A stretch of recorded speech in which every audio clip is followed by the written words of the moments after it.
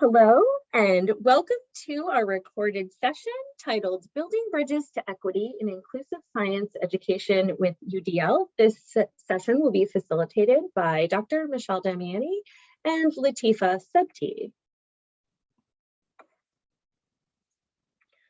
Our focus in this session will be a three-part framework for universally designed science education, as well as we'll be discussing 4 practices that support this framework.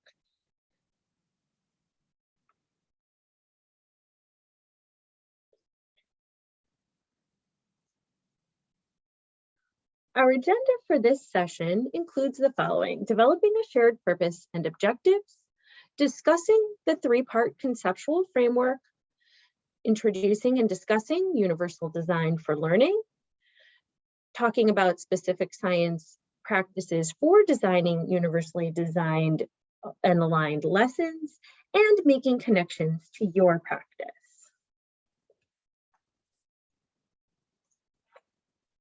Our specific objectives for this session are to demonstrate alignment between inclusive education, science and engineering practices, and universal design for learning. Secondly, to increase knowledge around universally designed science practices for improving curriculum accessibility and performance for all students, including those with identified disabilities. And thirdly, to learn about research-based practices and universally designed science tools.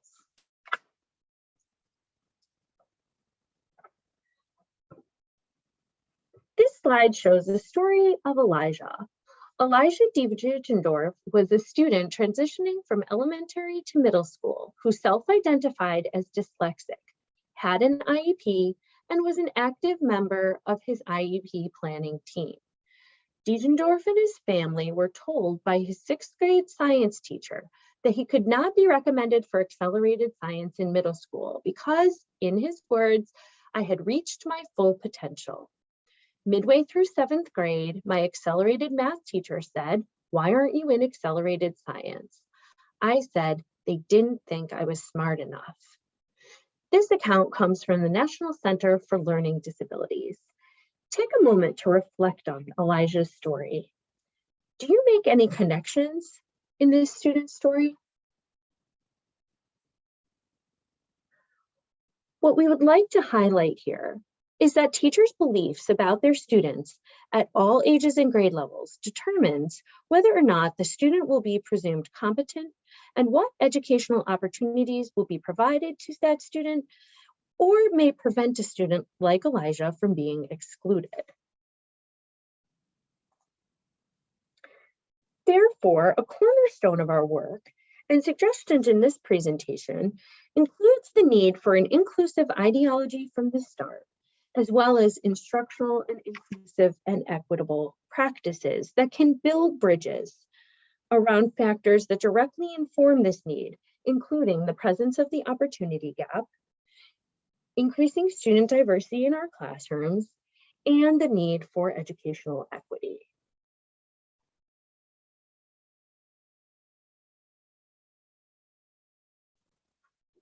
In terms of the theoretical and conceptual framework, this work is guided by inclusive education that is grounded in disability studies in education, which resists the beliefs and practices that promote one normal way of learning and or knowing, or a single curriculum in which all students learn the same way.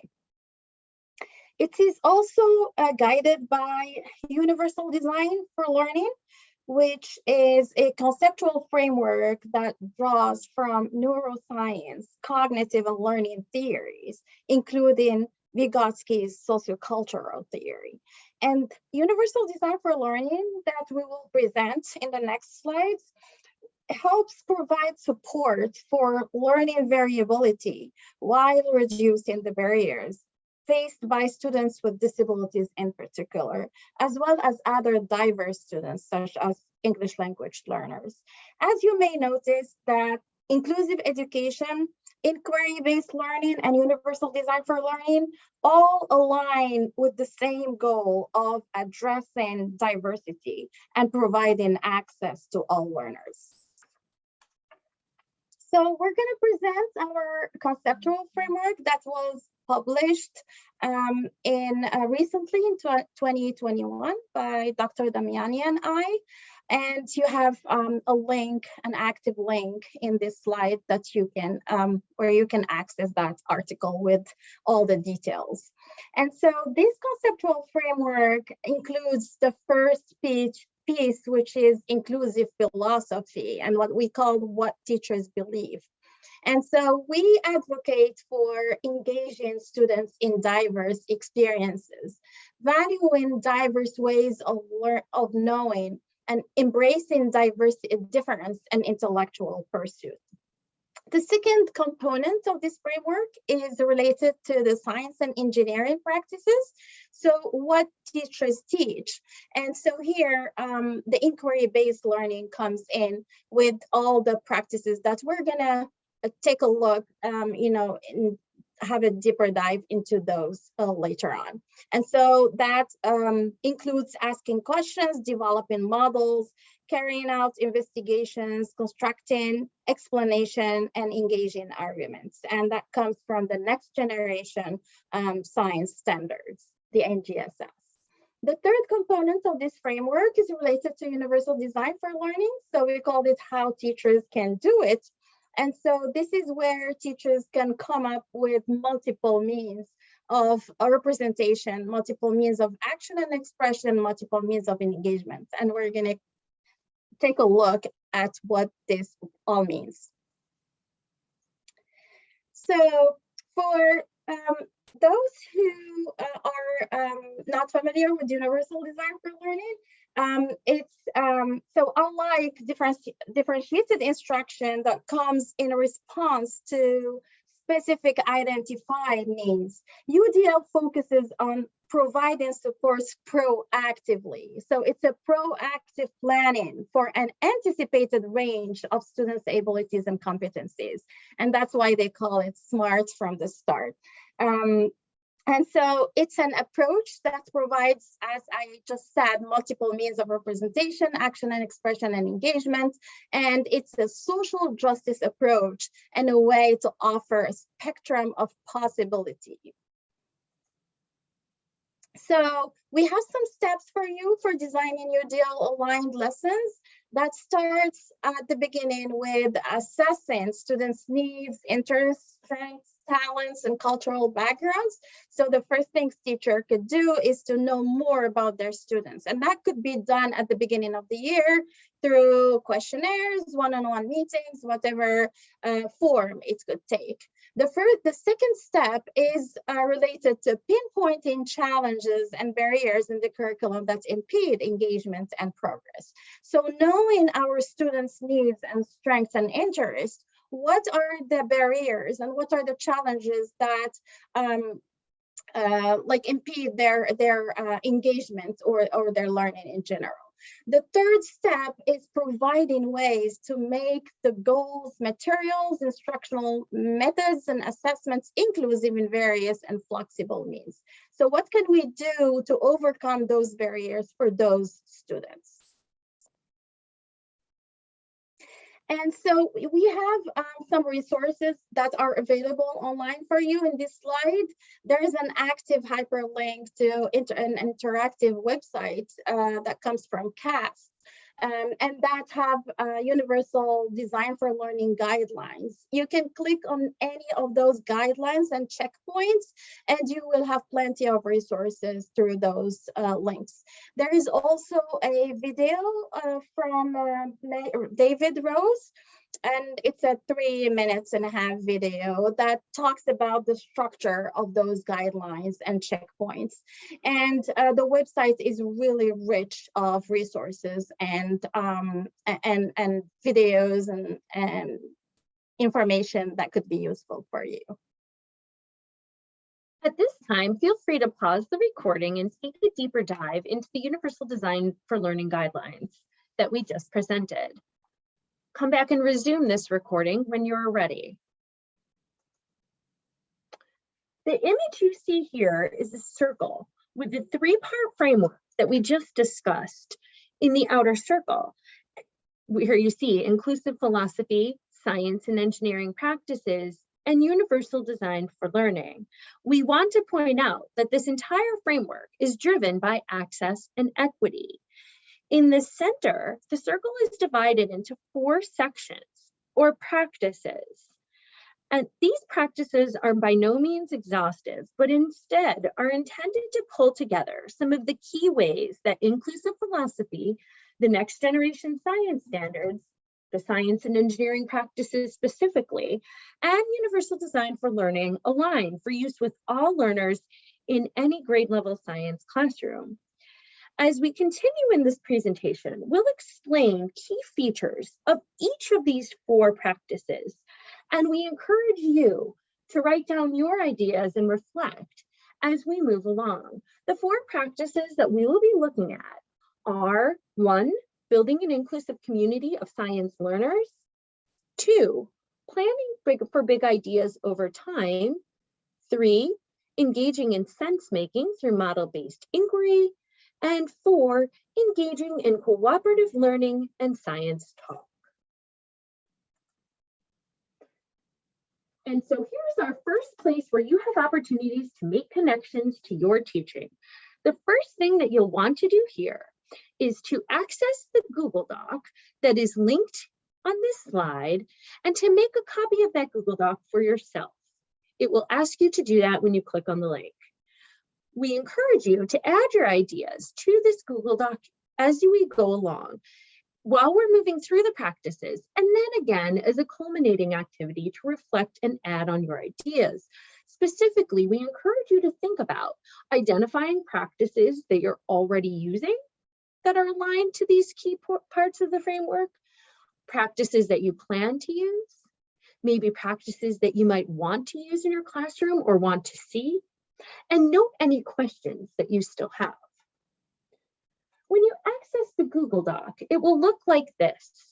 It will open up to a table that lists the practices down the left, 1 through 4, and then asks you those questions that we just went over about which practices you're using, planning to use, and questions you still have. So let's get started with those 4 practices. The first practice is ideological, and it has to do with building an inclusive community of science learners. So a teacher committed to creating equitable science classroom community seeks to build a democratic and socially just community that encourages open dialogue and a safe environment, and encourages students to develop their identities as science learners. So this community should consider each student capable of learning and value the expertise they bring to the classroom. The teachers should also welcome students' ideas and experiences in a collaborative and safe scientific environment. They should provide authentic and meaningful scientific inquiry experiences with a wide range of options to make students feel and sense what it means to be a scientist. And also, last but not least, making diversity visible and pursuing a culturally responsive approach. So teachers need to make sure that diverse students are represented in the curriculum, materials, and the pictures that are posted in their classrooms to make these students feel they belong to this community. So if you refer back to the Google Doc that Dr. Damiani just shared, you can add there your ideas in connection to this practice.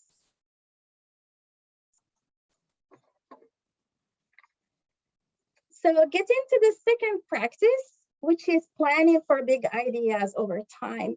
And big ideas are the intended goals that provide a conceptual and relational understanding of science concepts. So once teachers build the foundation of a welcoming community, they can then engage their students in meaningful opportunities. Teachers should identify big ideas with the attention to the what and the why of learning, and focus on the skills of science thinking and doing instead of just memorizing. and saying facts. So for example, when teachers are making the objectives of the lesson, instead of saying the students need to read this chapter and write a paragraph about that, to make those goals more inclusive and more accessible, teachers need to use vocabulary such as students need to identify, students need to justify, to explore, investigate, making more of a scientific thinking and doing rather than just facts, as I just said. So those connections to big ideas help students with disabilities bring their unique prior knowledge into the lesson. And that could be done through different options to activate prerequisite information, such as anchoring instruction, graphic organizers, KWL charts. These connections help continually make connections of different science, help students continually make connections of different scientific concepts, revise and improve their understandings as they go and as they learn. They can help also these students develop integrated understanding, which is very important for deep learning. So you can go back again to that Google Doc, go to practice 2, planning for big ideas, and jot down any ideas, any connections you could make with your own practice.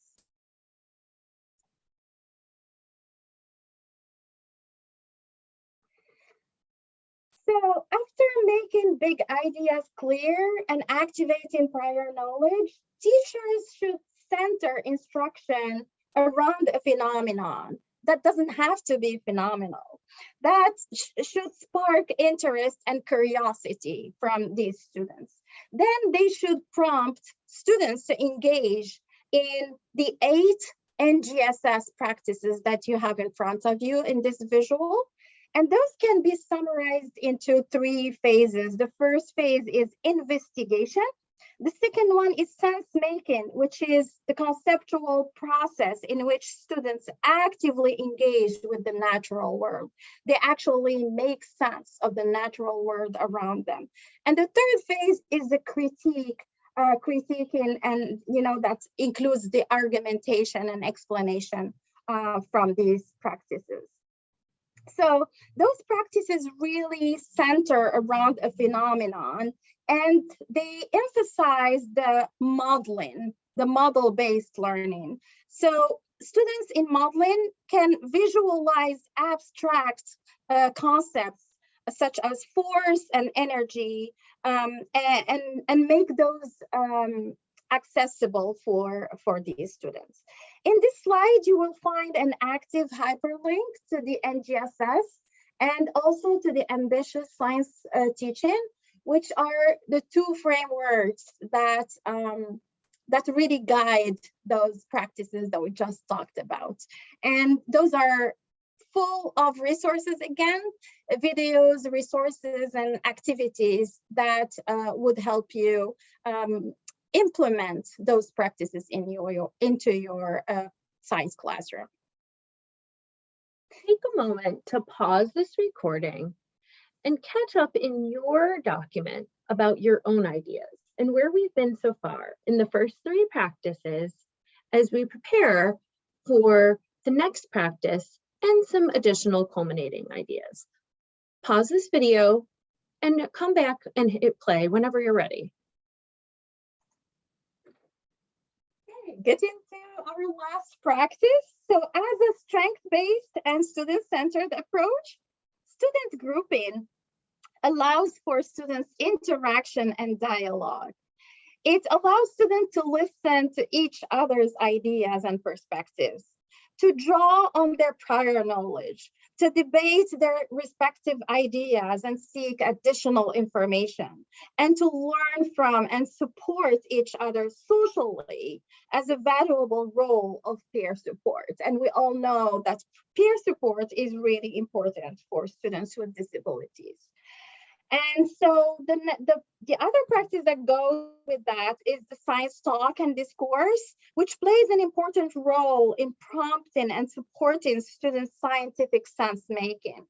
It also is important for supporting ongoing changes in thinking and evidence-based explanation. And it also offers opportunities for students to leverage communicative capabilities by eliciting their ideas and making them visible for teachers to scaffold and fix any misconceptions. So again, at the end of this practice, you can pause and go back to that Google Doc and put any ideas or any connections to your classroom or your peers' classrooms.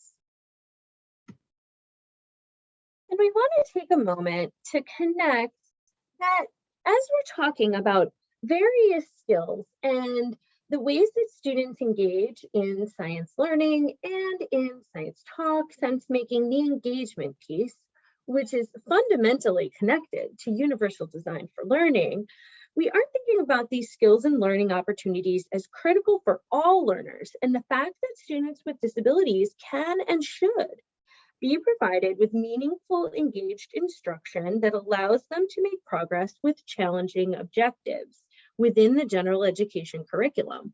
Also pointing out that skills or practices can be implemented in various ways that allow for a range of action and expression.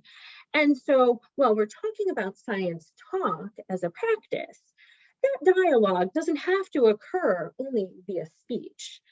And that all students must have opportunities to participate in these dialogues, to use information and engage in higher order thinking skills with the NGSS practices in mind, as well as developing new skills in a range of areas.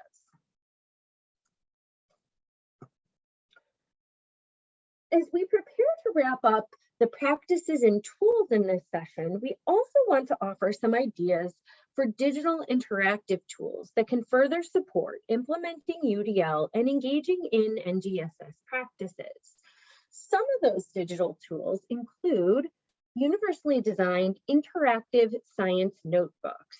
While you may be familiar with science notebooks or pen and paper methods of science notebooks, interactive and science notebooks that utilize some of the tech tools that are available to us do provide additional flexibility in terms of the tools themselves, the materials, and the supports that can help remove barriers in traditional notebooks or notebooks that rely on a written format, still allowing students to record, organize, analyze information, and interpret data in a range of really rich and meaningful ways. And so you may be able to incorporate interactive science notebooks, and there are a wealth of resources available, publicly available and shared on the internet for teachers who are interested in exploring interactive science notebook models, or perhaps sharing ideas about and resources related to them. Specifically, as we think about removing some barriers, features that might be of interest to you, in addition to the science concepts that you're teaching, are the opportunities for built-in text-to-speech, for multilingual translation, descriptions for images, a multimedia glossary, creating animated visuals, using actual and authentic photos, and diagramming tools. Another digital tool, and again, thinking about that engagement piece, are digital science games. Digital games can support the transfer between virtual learning and science instruction, helping students to strengthen their connections in vocabulary, detailed graphics, and illustrating concepts that perhaps would otherwise be less accessible or not be as interactive, or making abstract concepts and thinking more visible to students. And finally, the last practice, digital tool, is digital graphic organizers. And in thinking about using technology provided or mediated graphic organizers, provide additional options for representation. Just a few of those, maybe thinking about doing collaborative concept mapping, or how students may want to use those other tech tools that we talked about for science notebooks to also support their use of graphic organizers and organizing science information to help them engage with sense making, arguing from evidence, and other kinds of skills that we're asking them to do here. And finally, we invite you back one last time to that Google Doc to think about, as we've moved through these 4 practices, what would you like to add? Any new ideas that have come to you? And then to take a moment to look over what your ideas look like. And if you did note questions, to look into those questions and to maybe go back to some of the additional resources for a deeper dive that we found throughout the presentation.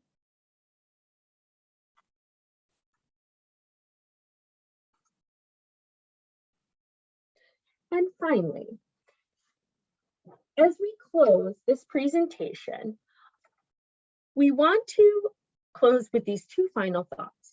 Universally designed instruction must begin with a philosophy of an inclusive philosophy, a belief that all students can learn, have a place in our science classrooms, and that it is our job as educators to remove barriers to participation and to help all students locate their science selves, as well as build on the funds of knowledge that students arrive to our classroom with, helping them make connections to authentic science experiences that are meaningful and relevant to them, their lives, and their communities, and helping them make sense of those phenomenon as the foundation for learning. This turnkeys into those practices, right? Is that belief that all students can and must have these experiences, and then providing them those learning opportunities in our classrooms and through intentional instruction.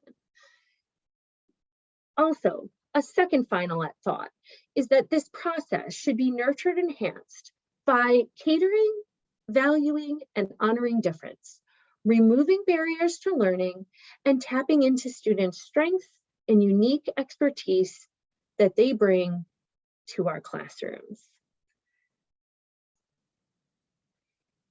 The remaining slides provide the references for this presentation.